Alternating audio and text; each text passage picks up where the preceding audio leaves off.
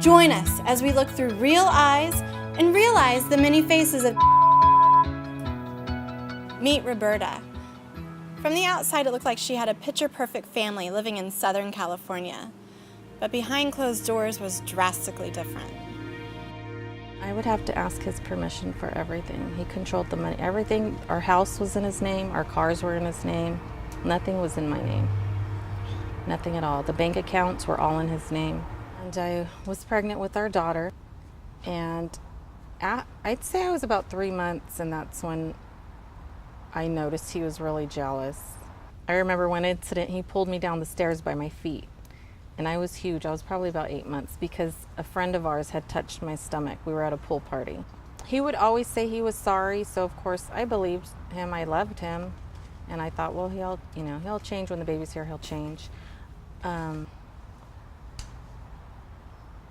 From that point, it started to escalate. I had asked him for a divorce a year prior to him being removed from the home, and he said no. He said, if you try to leave, I'll pick you up by your throat and throw you out of that fucking window. And I said, okay, I'm staying. And I really thought he would, and that's when I was like, eventually he's gonna kill me. So what were you afraid of most? I didn't want him to kill me. I didn't want to die knowing that my kids were going to be raised without their mom.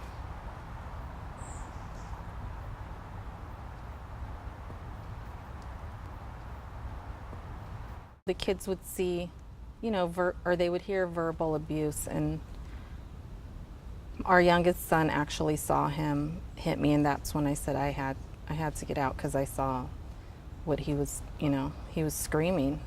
He was scared. When did you realize that you needed to get out?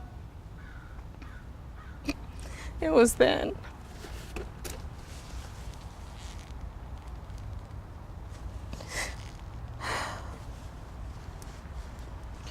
It was then when when I saw him screaming.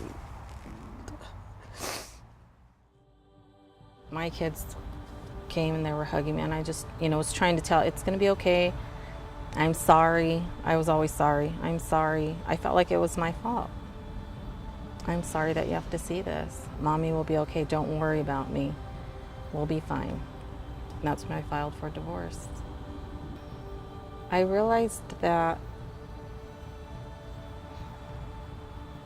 I have to live for myself. I was living to please everybody. I had everything I wanted, and that's what I thought was going to make our marriage last forever, and it didn't.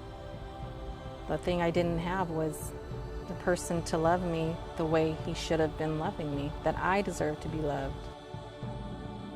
If you or someone you know is in an abusive relationship, go to lindasvoice.org to find resources. Realize you're not alone. Together we can bleep out domestic abuse.